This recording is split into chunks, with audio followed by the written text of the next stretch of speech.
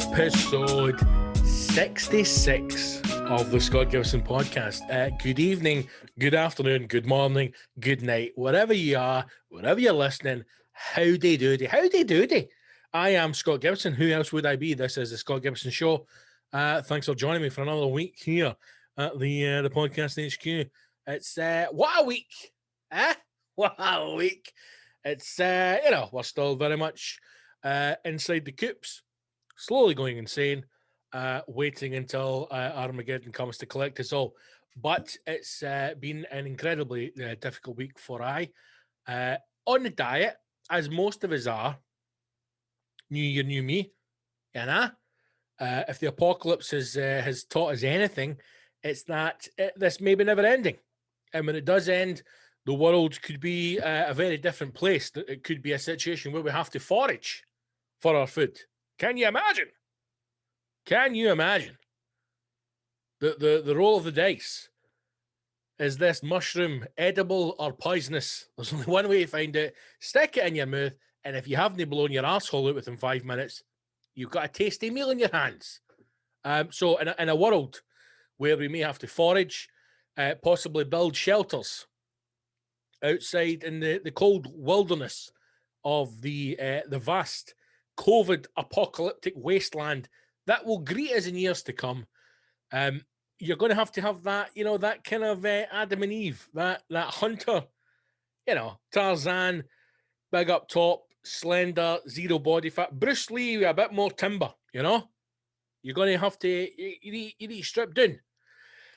So in preparation for that lifestyle, we've gone on a diet, topped the scales at the start of the year at a whopping 25 stone, quarter of a metric ton. Unbelievable. How is a human being able to be that size?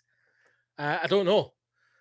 Dad's always been a big boy, always been a big unit, broad, tall, girthy, always been a big unit. But this year, man, we put on a little bit more beef during lockdown, as most of us have. I think if you never put beef on last year, you probably weren't doing lockdown properly. But here we are, and we're taking drastic measures this year. So, been on a diet.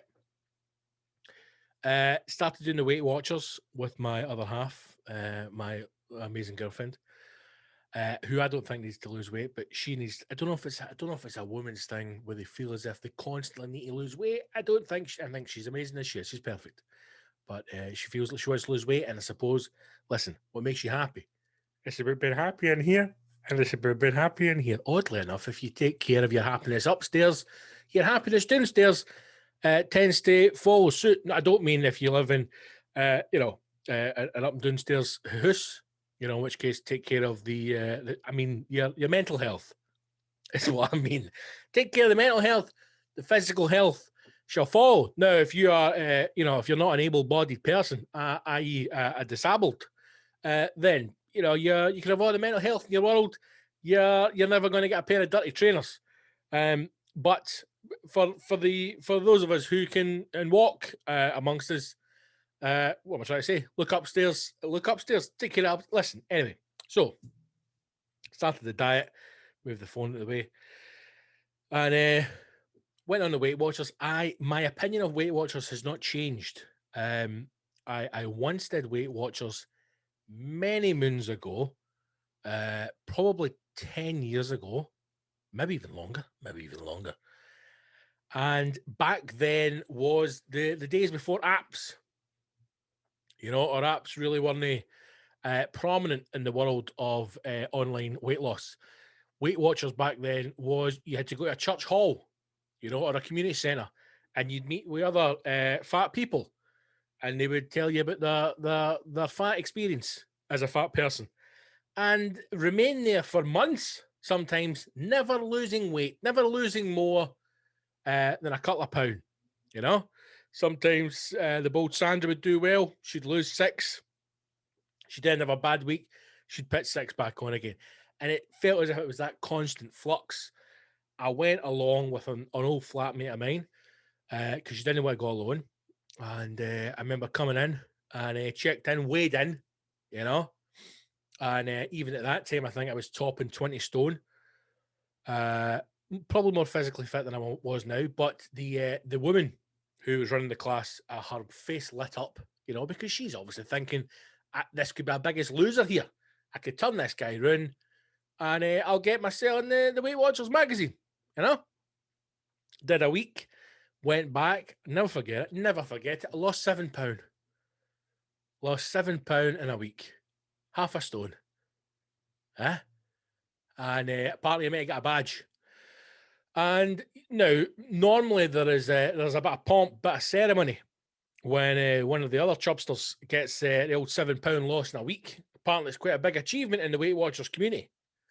And you would go forth to the front of the class, front of the gang, and explain to the rest of the fat people how you you managed to achieve such a feat of weight loss, being a genetically fat person.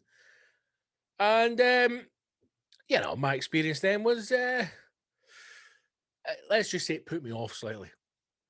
When I weighed in, the woman at the top of her voice, you know, exclaimed, "We've got a silver star here." I never knew what a silver star was at that point. It turns out £7 in a week, you know, half a stone weight loss. I was asked to come forward and get my badge. I declined. Out of one, out of respect. Out of respect for the badge. I thought, Sandra, I've not really earned this yet. But more so embarrassment, and also it's a sticker, you know? I mean, if it was an actual silver badge, possibly I went forward. I says, "You're all right, hen." At which point it was insisted that I come and collect my silver badge. I then went forward and I was asked to tell the group how indeed I lost £7 in a week. And my exact wording was, I stopped drinking fizzy juice. Now, that wasn't enough. That was not enough for the coach, the Joe Wicks of the South Side's Weight Watchers division. She wasn't happy with that, you know. And she says, "But did you do any exercise?" I went, "No, I stopped drinking fizzy juice, you know." To which I thought maybe she would go into some kind of discussion around refined sugars and how we should all be doing that. But she just, her response was, "No, don't get disheartened, ladies. Don't get disheartened. Don't get disheartened." She said, "Because we all know that men lose weight quicker than women." And I thought, in the name of fucking God, you know, here I am trying to better myself, and it's now a battle of the sexes. So I've remained skeptical of Weight Watchers ever since. This new Weight Watchers has been rebranded WW. You may have seen it.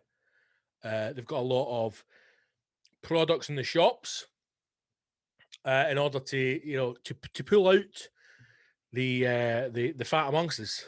You know, being rebranded, it almost feels like some kind of German movement. Let me just say that it's very, very sleek. The new Weight Watchers branding. You know, very, very utopia. One thing I'll say is a lot of the marketing that they have with the new app, no fat people, not a fat person in sight, which is odd. One everything, tick every box for the app. No fat people though, which, considering that you are your primary customer is my fat brethren. You think you'd put a couple of fatties in there? Not one, you know? You use the app and you go through it and it's got like meal prep stuff and it's got like workout suggestions and things like that and different articles that you might want to read about being a fat person. No fat people in it, but all the pictures that are on it are all thin people, you know? So it's all about Weight Watchers. It does feel cult-like. It does feel cult-like. I'll say that much. But I still think Weight Watchers is designed to be like a kind of... I don't think it's actually a weight... I don't think they actually want you to lose weight. You know? Now, people might be going, "Big man, you're talking for a hole in your ass here." The very definition of Weight Watchers is for you to lose weight and live a healthy life. But is it really? Is it really? Because shouldn't it be then weight loss or weight losers? It's Weight Watchers. We're watching your weight. Weight Watchers. The whole purpose of it feels like it's designed to be a kind of support group, right? For I don't want to say sad because not everybody that uses it is sad, but and again, not lonely. These are the words that are just coming out without me even meaning it. But it feels like it's a support group for sad, lonely fat people. You know, they can go on. They now have some kind of social networking aspect to the app, which I hate. I have not been on and I will not be using. But it feels like a kind of a place where fat people can go and be part of a community, you know, and never actually lose weight. Every now and again, one will break free from the mass and swim off and suddenly lose weight and come back and, you know, tell a story to the papers, and they'll do the whole thing. Look at the size of my fucking trousers, and that kind of shit that we've seen over and over and over again. But it doesn't actually feel as though it doesn't actually feel as if it wants you to lose weight. It feels as if it wants you to kind of maybe lose a couple of pounds so you think it's working, that initial burst, and then just remain in a constant flux of up a few pound, down a few pound, which the odd thing is, your body will go up and down throughout the month, you know, especially if you're a woman, in the name of God. So I've been on it in 2 and a bit weeks, lost a couple of pounds, lost half a stone, and listen, we'll plug along, you know. My missus gets a bit angry because she doesn't lose as much as she would like, as quick as she would like. But, you know, I'm looking at, if I can lose a kilo a week, I'll be happy with that. And if it takes, and listen, there's going to be times when I'm not even going to lose that. And a kilo a week, what's that, £2? Just £2.5, something like that. I mean, a fucking shit £2. It's nothing, you know? But again, it's amazing how a lot of this stuff is connected to, it's connected to your mind. It's connected to your mental health, you know? If you don't particularly feel in a very good place, you will, well, I'm just going to make sure that that's not playing. I thought I could hear some audio in the background there. If you're not in a particularly good place mentally, you're going to struggle with these kind of things. You know, you're going to struggle to make the changes that you need to make in your life so that you can maybe have a healthier diet, you know. And I mentioned this before, and that I've changed the way that I'm starting to think about food, because before, food was very much a reward. You know, I've always had this, I've always had a very bad relationship with food. I wish I was one of those people that just sees food as fuel. I wish I was one. Well, I don't actually, because those people are fucking born and dead behind the eyes, but I love food. I love eating good food. I love, you know, experiencing food, tasting food. I love the story of food. I think food is an incredible tool to bring people together. You could meet someone from another part of the fucking world that doesn't speak your language, doesn't know anything of your culture, but through food, you can start to share stories. You can start to connect with each other, understand each other. I think food's a very powerful thing. So, in a sense, I want to be one of those people who only sees food as fuel. It would be nice to have a switch. It would be nice to be, let me just say, it would be nice to be able to flick between the two, you know? Monday to Friday, go, I'm a fuel bunny, and just, food is fuel. No taste, no joy, no happiness. Fuck it. Boiled chicken, boiled rice, boiled chicken, boiled rice, porridge, boiled chicken, boiled rice. Fire it in, you know? Get the minimum amount of calories that you need to survive, and just coast through. And then at the weekend, flick that switch back to being a normal person with joy in my heart, with happiness, you know, with optimism for life, and enjoy food again. So it's trying to make that switch, you know, it's trying to make that adjustment kind of day to day, and it's hard with being fucking locked down as well. It's hard, you know, it is tough, because you just want to eat fucking cheese and, you know, and pizza, and go, oh, put Bob's Burgers on, man. Let's fucking sit and eat shit. I tell you something, but I'll tell you this right now. I've never been a heroin addict, and I say never because you don't know what the future holds. I've never been an alcoholic. Again, you don't know what the future holds. I've never been addicted to prescription drugs. I've never been a smoker. But I'm telling you right now, and I don't care if you are an ex-heroin addict, if you gave up cocaine, if you gave up painkillers, if you've given up cigarettes, whatever vice you had, if you have given that up, turned your life around, became a spokesperson for giving up said vice, even done a fucking TED talk to a bunch of hipster cunts about how you turned around your life from being a heroin addict, chasing a dragon, to now doing speeches to other heroin addicts. I don't care if that is your journey that you've been on. Nothing in this world is harder to give up than fucking bread. I am telling you that now as a fact. I have not craved anything during this diet other than fucking bread. I gave up sugar. I've given up. I've turned my fucking back on sugar. I don't have sugar in my tea. I don't have sugar in my coffee. I don't have fizzy drinks anymore. Turn my fucking back on it. Maybe there was a day, maybe there was 2 days at a push when I was fucking rattling for the sugar a little bit. But there is not a waking minute of my life when I do not think about and or crave fucking bread. Oh, what is it? What is it about bread that I crave so badly? I don't know. Even now as I'm saying this, all I can think about is going to Lidl, getting one of the sourdough bulls for £1.29, sitting with a fucking packet of Lair pack butter and just eating the whole loaf. That's it. I don't even want any weight. I don't want fancy sandwiches, toppings, you know? Schmorabud, open-faced Danish sandwiches. I don't want none of that. I just want a sourdough loaf and fucking good butter. That's all I want. And I want to sit and I want to fill my face with fucking bread. Why? Why is it so difficult to give up bread? It's so difficult.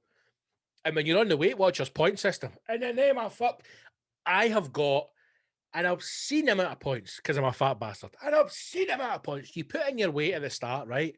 And it tells you how many points you've got for the day. And that is the kind of limit you need to stick to. Now, it's a bit fucked up, right? Because there'll be certain things that are 0 points. Now, you might be thinking yourself, vegetables, fruit will be 0 points because you would eat as much fruit and veg as you want, right? And you'd be amazed because there's some fruit on there that isn't 0 points. But then it shocks you with things like chicken, 0 points. What? Salmon, 0 points. Turkey mince, 0 points. So according to my Weight Watchers diet plan, if I was to have, for example, a sourdough loaf priced at £1.29 from Lidl, if I was to have that on Monday, I could not eat again till Thursday. But I could have 60 chicken breasts every day of the week and not use a single fucking point. Now, I cannot understand from spending 2 and a bit weeks now looking at the app that it's basically trying to push you away from sugars, refined sugars, processed foods. And it's trying to move you down a kind of almost Atkins road where the diet that I'm on is kind of high protein, right? Cutting out carbs. So pasta, oh, it's no good. White bread, oh, no chance. And moving you into proteins. Fair enough. But then why not just use that language in the app? Why not just suggest that? You know? Why make it all confusing? But I am telling you, white bread, I've never craved something so bad in my life as I am craving. And I'm not meaning even shitty white bread. Shitty white bread if I was having like a bacon sandwich, right? Because I know I'm thinking about bacon, fuck me, but just to sit with a sourdough loaf, and tan fuck out it, man. That's all what I do. Some people want to go on massive food binges and like go to a buffet and fucking kick off, man. I just want to sit with a sourdough loaf and consume the whole thing. Now, I found this article, right, which I thought was quite interesting. And the headline for the article is 8 things that happen when you stop eating bread. Now, when I was thinking about it a bit more, I've had pizza since I've been on a diet. So every Friday night is a relaxed night. Don't call it a cheat day, right? It's a relaxed night where my missus has finished work for the week. She finishes at 6 o'clock, and then we'll sit down, she'll open a bottle of wine, and we get pizza from a place called Mato Pizza in Edinburgh. Finest pizza you'll ever have in your life. And it's beautiful.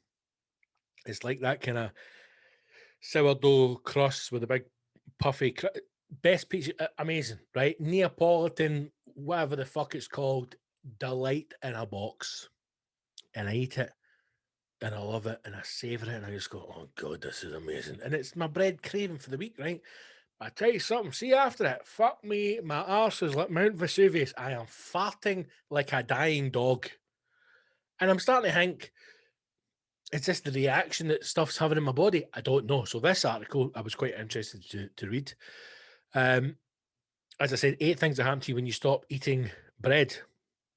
The low-carb craze is growing strong. Bread is out, pasta's overrated, and dieters are experimenting with how low their carb intake can go. But grains are anything but all the same. So whether you're cutting out refined grains, whole grains, or carbs in general, the effect can vary widely.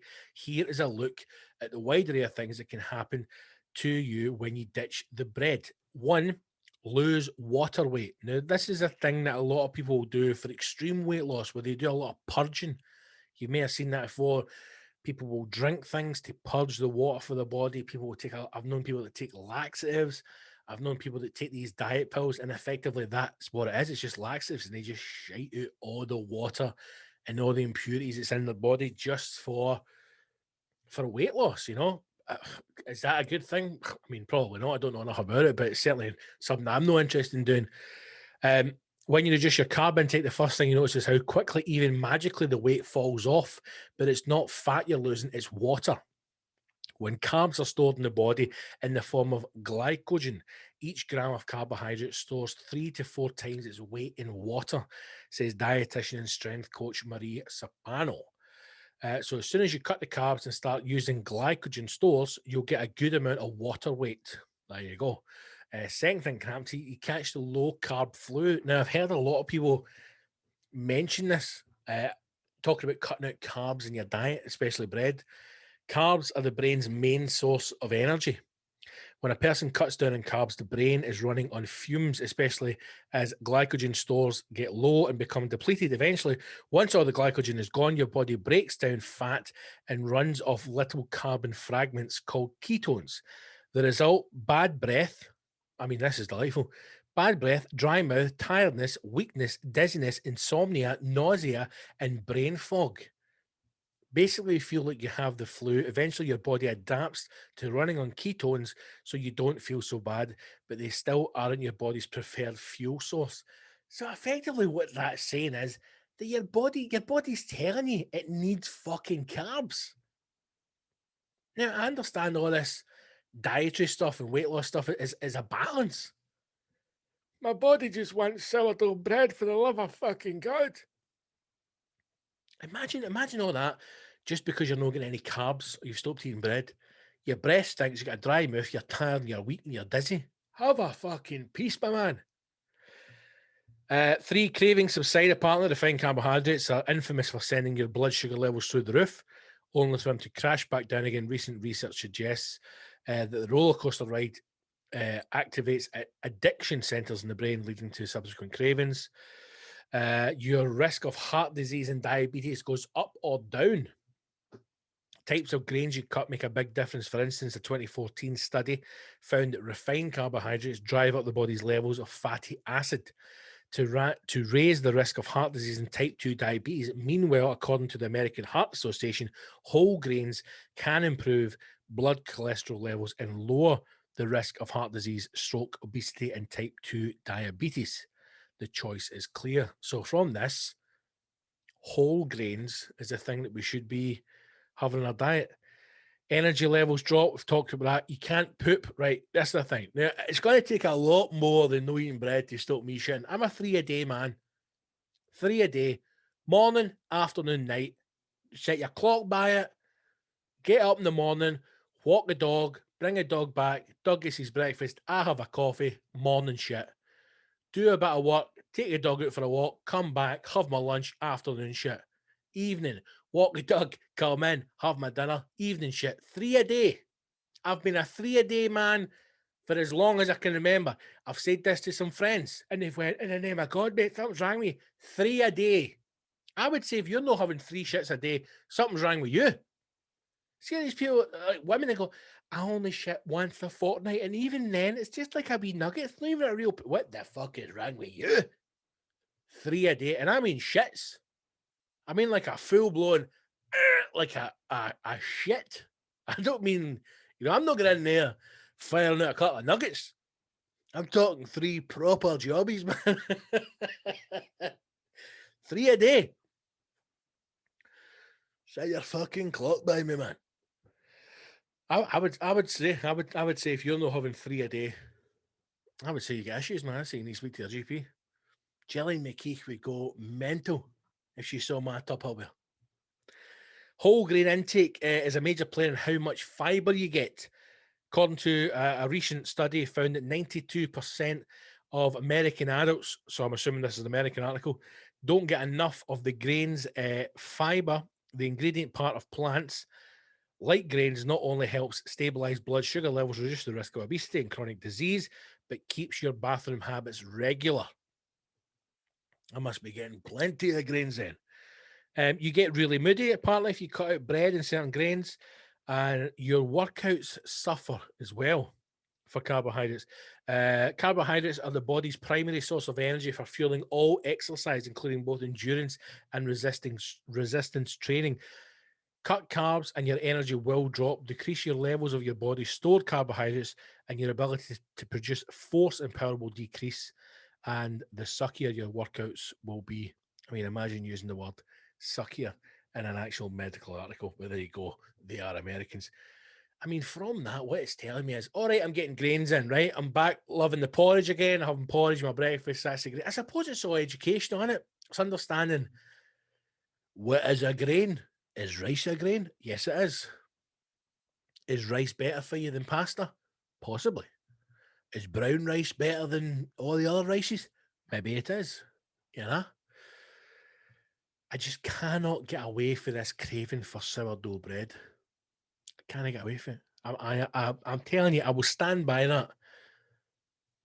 If you were to put in front of me a recovering heroin addict and a guy of my size with my diet who's given up bread for the same length of time that the guy's been off heroin, I would say that the guy on bread's had a tougher journey.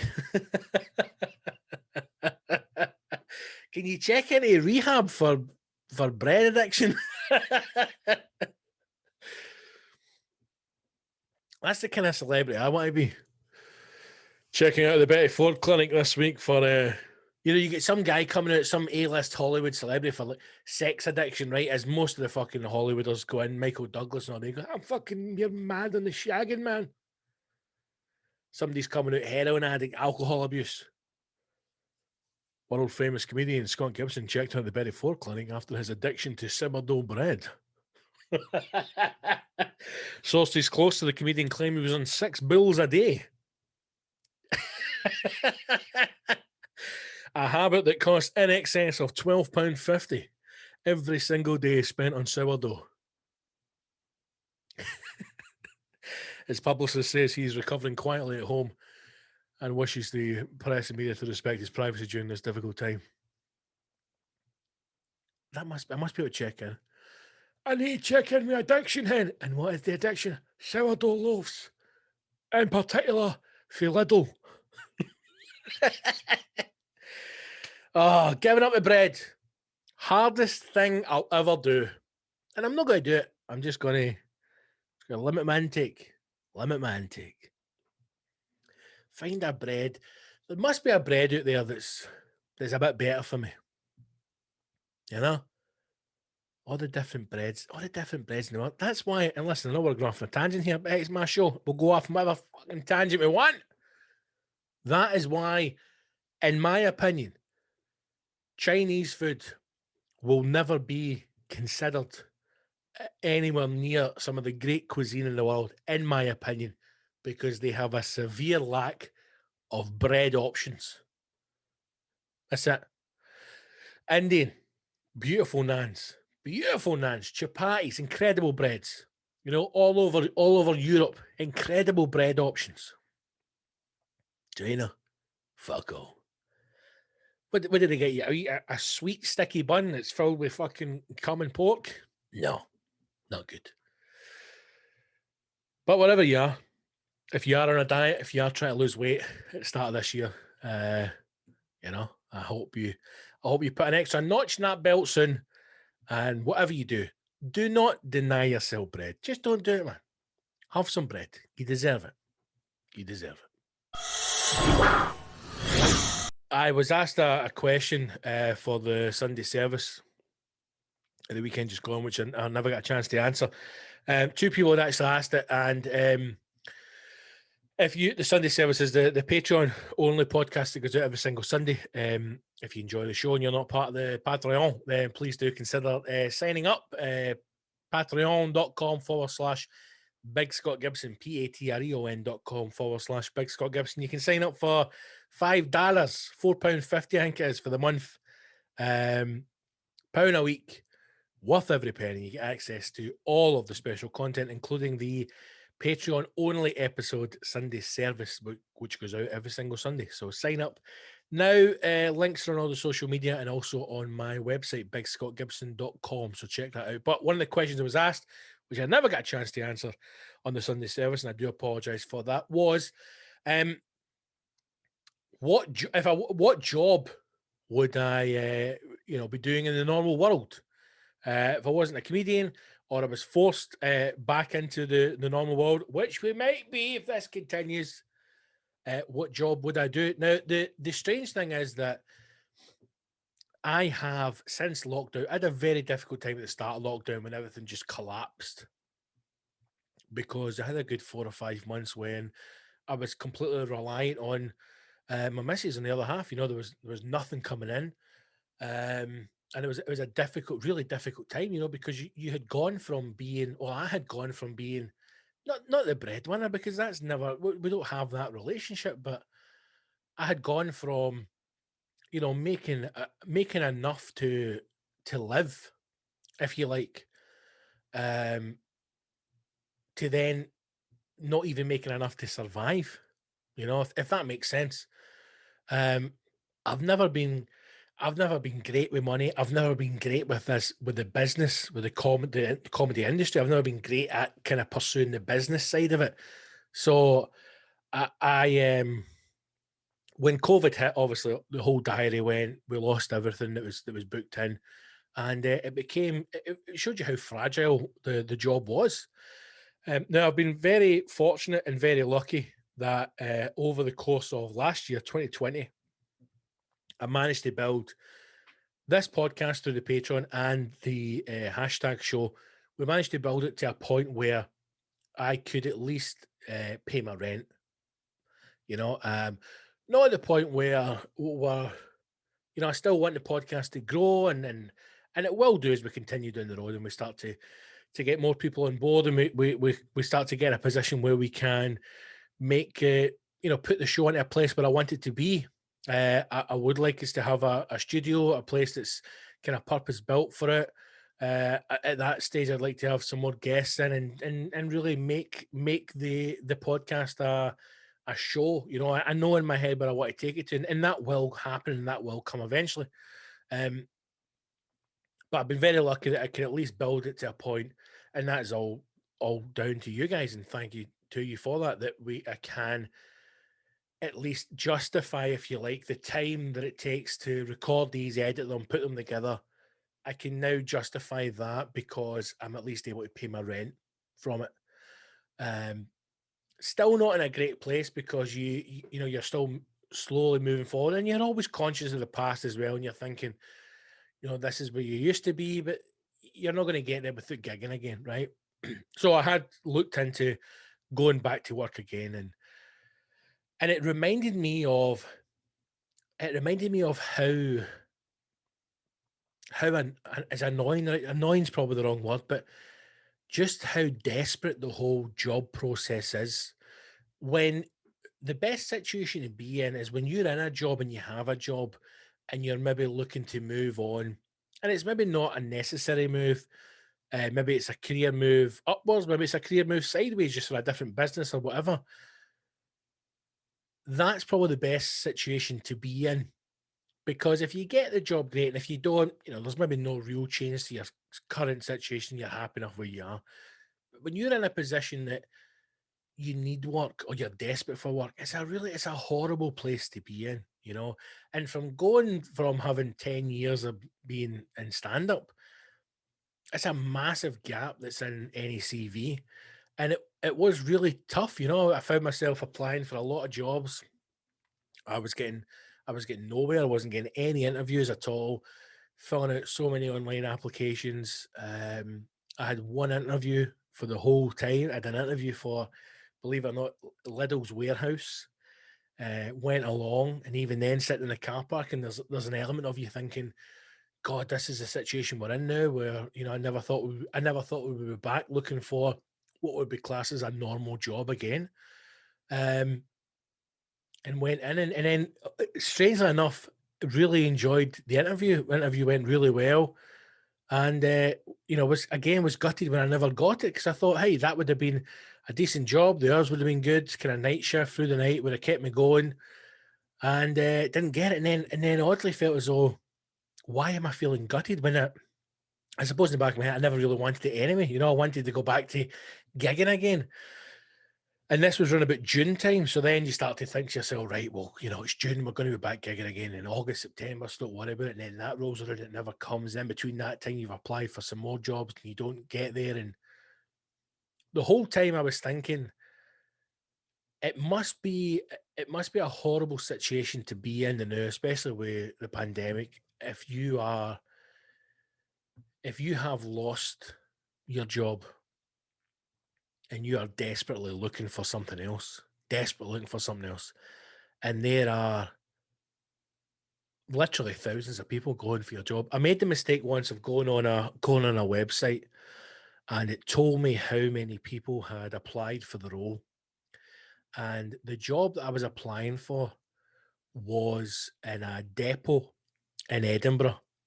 And I think it was either doing packaging, or it was either for freight coming in or freight going out. I can't remember, because I applied for quite a few of them.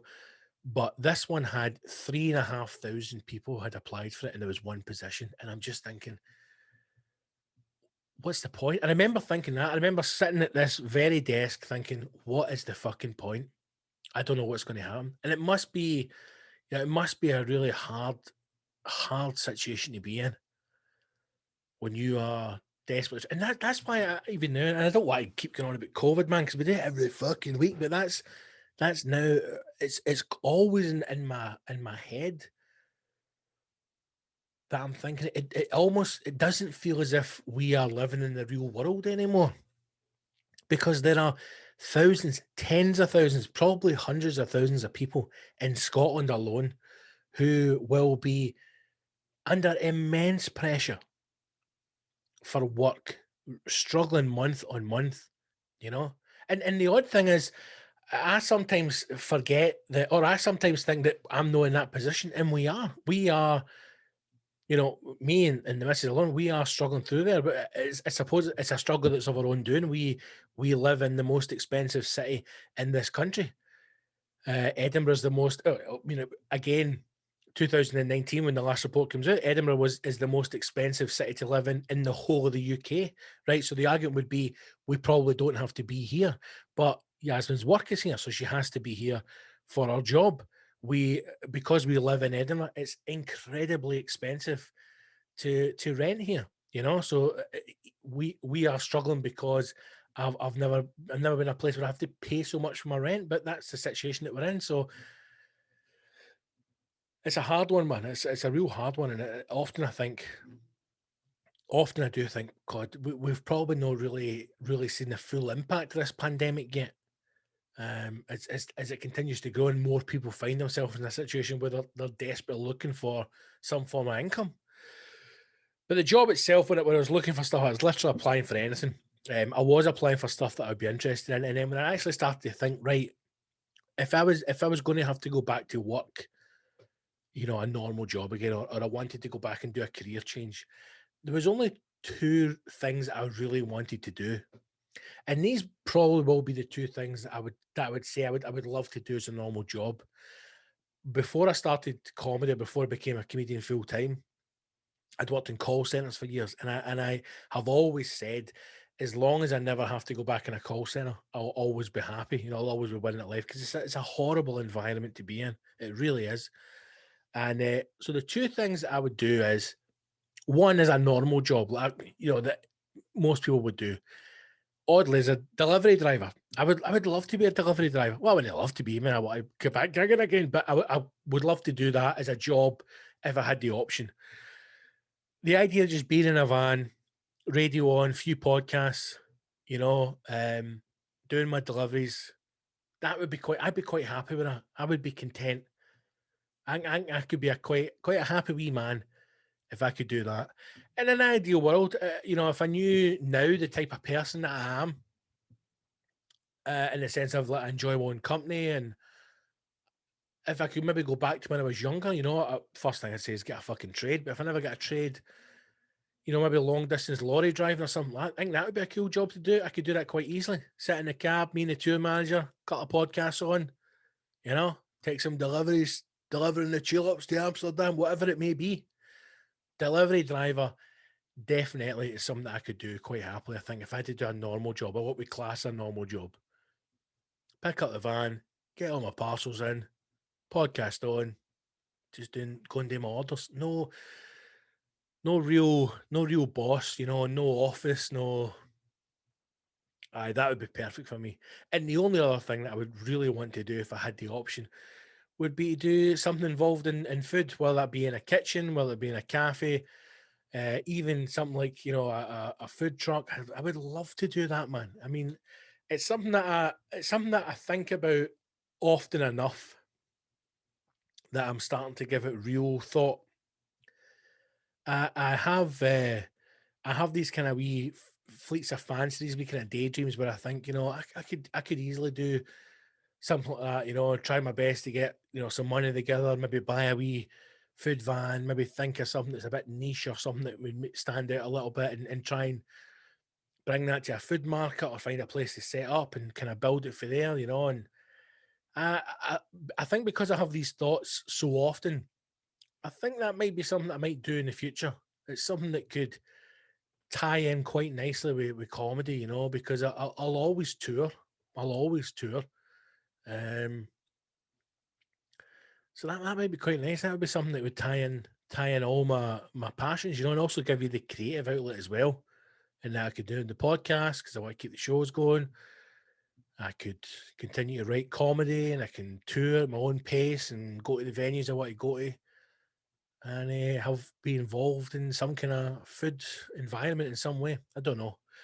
But if I had to say one as a normal job, normal life, I would say delivery man or delivery driver of some kind. That would probably be a job that I could do quite happily if I had to. There you go. That was weird. That was a weird bit. As excuse me, as I record this podcast, episode 66, it's January 25th, Burns Night. Don't know how many of you will be celebrating this year, possibly at home with a wee haggis, maybe a haggis supper. Obviously, most Burn Nights will be cancelled. For the last 2 years, I had MC'd, hosted a Burns Night in Edinburgh, amazing Burns Night. Sadly, no longer.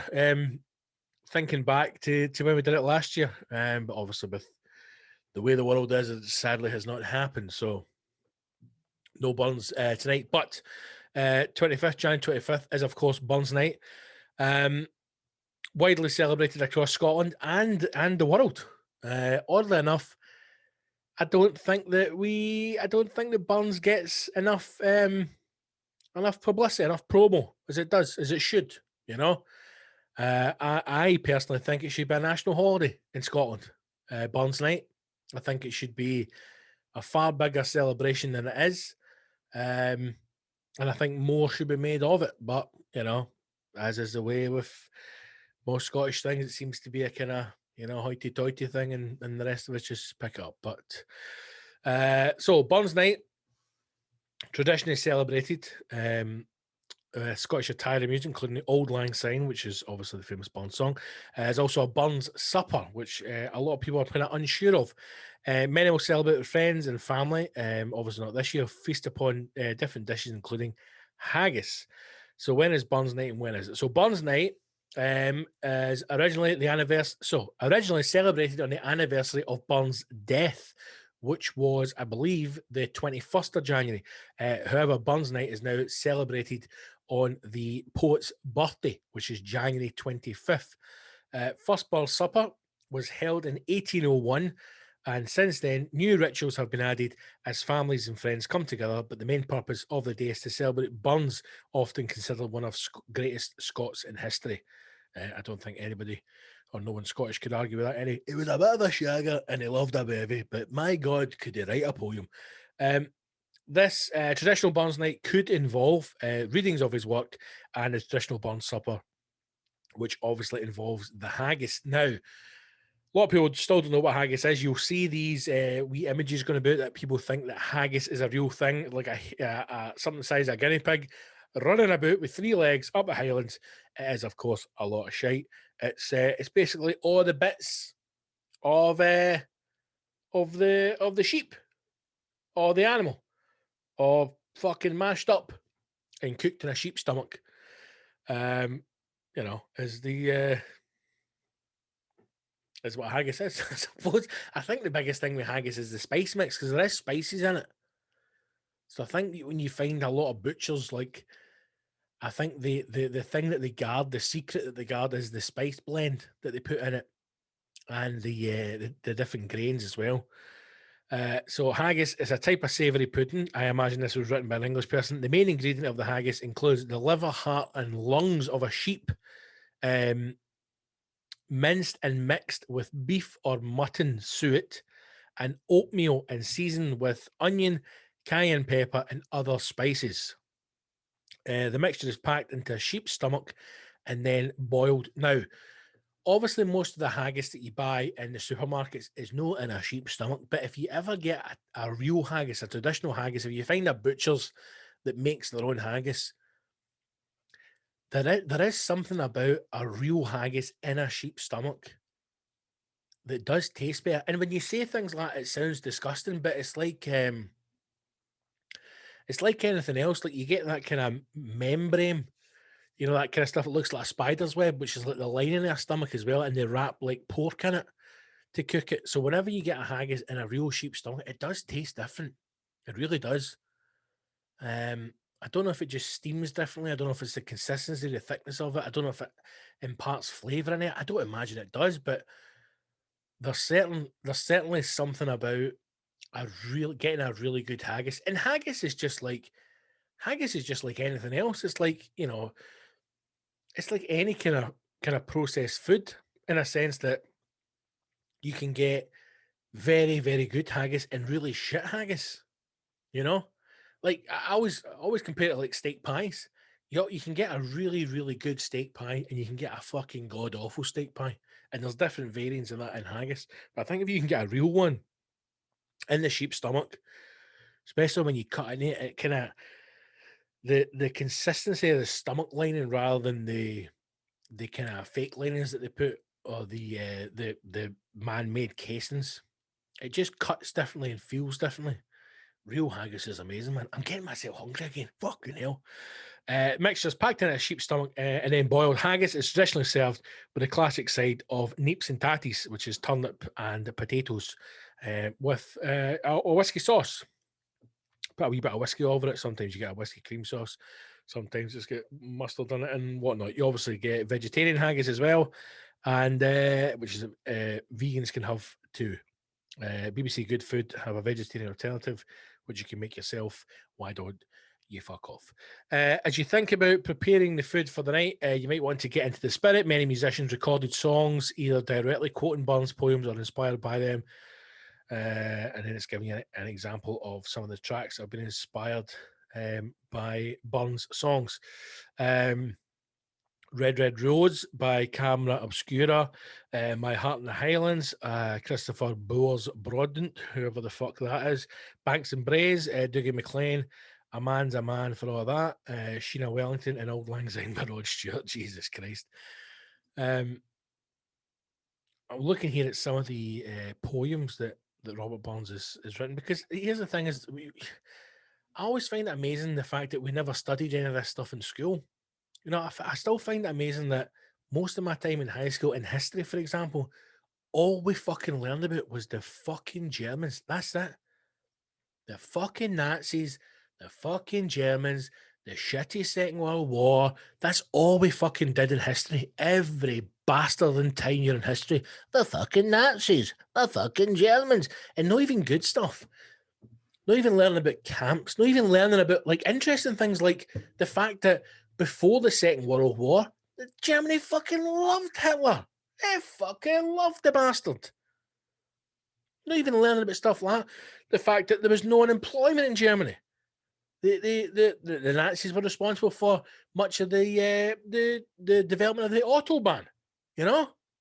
You turned up at the fucking council office. I've not got a job. Well, get a shovel, cunto, because you're building fucking motorways. Not even any exciting bits of history. Not even talking about the concentration camps. None of that. Just fucking bloody Nazis and the fucking war. Bullshit. Explain to me how we were not getting told about Scottish history. Explain to me how in school we're not learning about Robert Burns. Now, I imagine that if you tried to teach us about Robert Burns at school, we would have turned our nose up and went, this is a lot of shite, but at least make a fucking attempt at it. Nothing. Nothing. Why is it that it feels as if every other country in the fucking world will teach their young people about their history, but we don't get taught our history?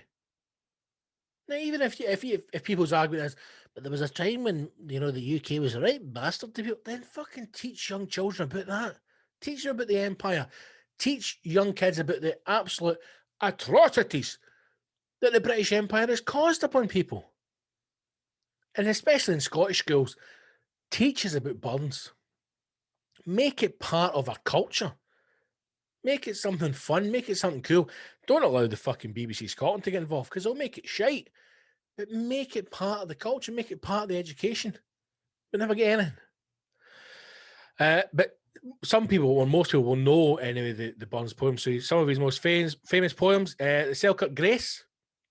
Some hae meat and can't eat, and some will eat at want it.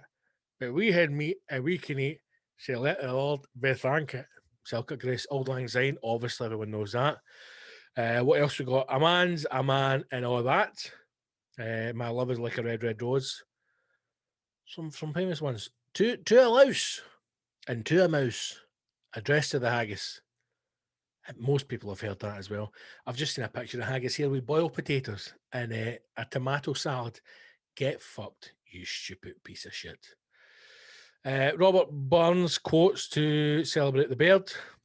Man's immunity to make man's inhumanity to man makes countless thousands mourn.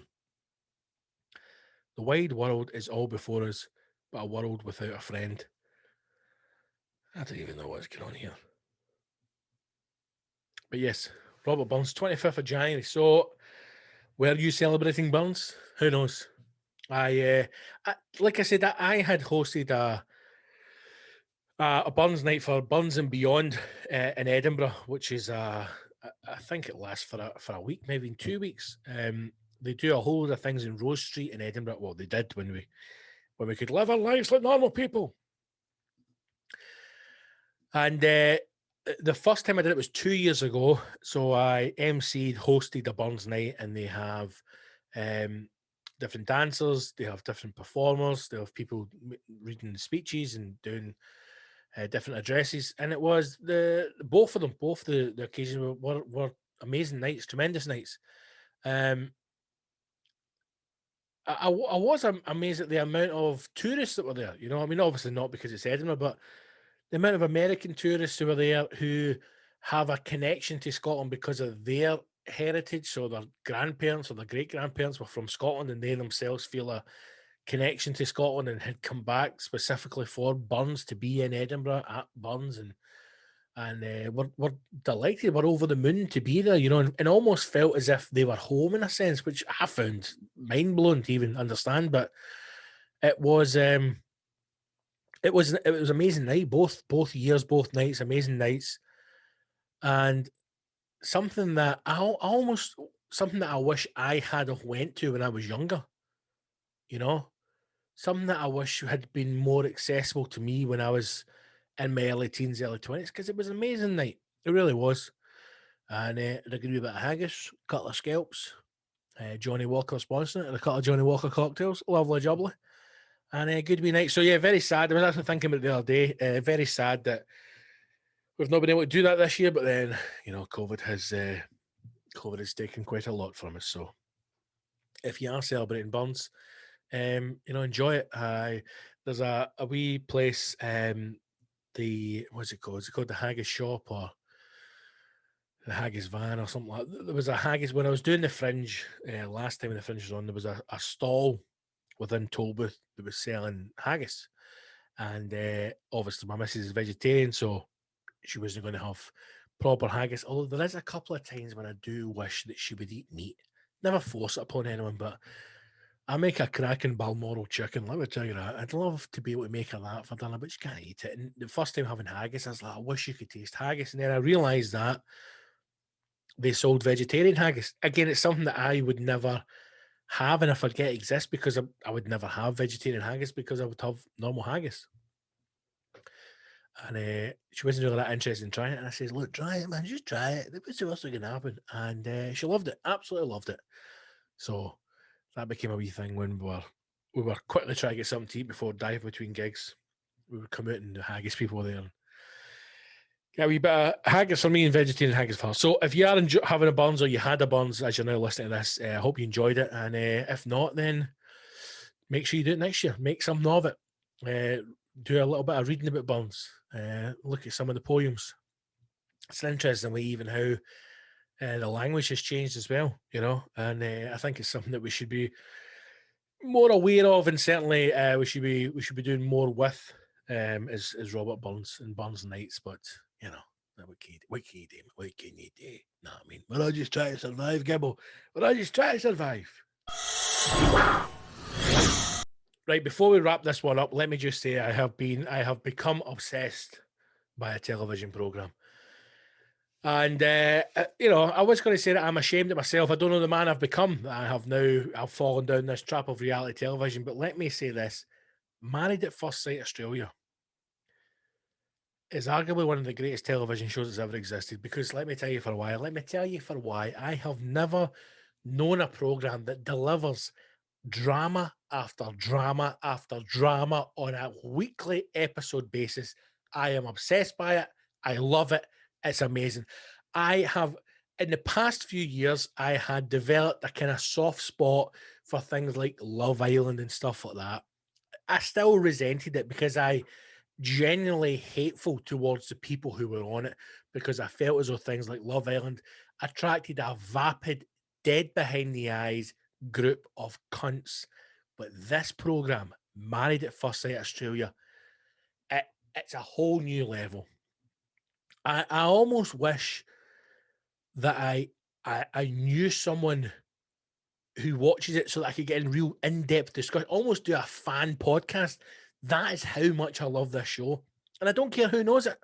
If you don't watch it, you need to watch it. If you're sitting listening to this, you're going, big man, what are you watching that shite for? I am telling you, it is fucking brilliant. It's brilliant, man. They've got premise of the show, Married at First Sight. You get strangers. I think they start off with 12 couples, so 12 men, 12 women, and they get married. and they are put together through a panel of experts who decide on things, you know, like social matches and what they want to do. You very quickly realize that these experts are experts in fuck all. They know nothing about people. They know nothing about relationships. They know nothing about fucking nothing. To call themselves experts is a slap in the face to actual experts, right? Nothing. Because here's the other thing you'll do as well. If you're like me, you'll see the couple, you'll watch them get married, and within that episode, you will decide if they will last or not. And trust me on this, every single thing that you decide, 99.9% of the case is real. So, for example, I talk to my missus and go, they're not going to last. And she'll say, for why? And I'll tell her for why. And she'll go, that's very observational. And it never works out. What the show does tell you is that you can have as many different connections on levels. I'm a very thoughtful person, and this is what I really think. See, if you're an ugly fucking munt on that bag of waste, you're getting fucking nowhere. That's what it comes down to. That's what it comes down to. We eat with our eyes first, for God's sake. You know?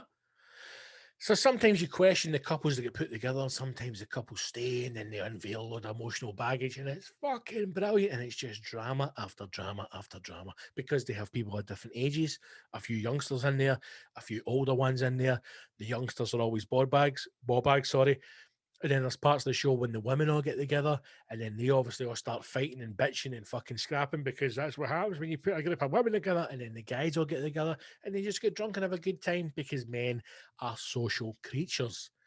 But the show itself is wonderful. I've made the mistake of finding it on the Hookie Box. So I've been binging episodes, man. Binging. I'm on series 6, which is the series that has been shown now on British television on Channel 4 or on E4. You get it on More 4 anyway. Series 6. So once I'm finished blasting that, I'll go back and watch the other series. But I just had to mention it because I just need to get it off my chest. I need to say the words out loud. I am a massive fan of Married at First Sight Australia. I absolutely love it. And I urge you to watch this show. And if you watch and you think, big man, this isn't for me, that's fine. At least give it a go. That's all. I ask you 2 things. Watch Married at First Sight and join the Patreon. And that's it. That's all you got to do. It's your homework for this week. Married at First Sight. Have a 10,000 word essay on why it's the greatest show ever. Send it my email address and become a Patreon. And that's it. Right, let's wrap this one up. Thank you again for watching, subscribing. Thank you to the rascals who are already on the Patreon. If you're not, please do sign up. Patreon.com/Big Scott Gibson. You get an extra episode every week on the Sunday service. That's it. Play the quiz on a Wednesday. We're still doing that for the full duration of lockdown. Subscribe on whatever platform you listen to your podcast. Make sure you check out the videos on YouTube and subscribe to the YouTube channel.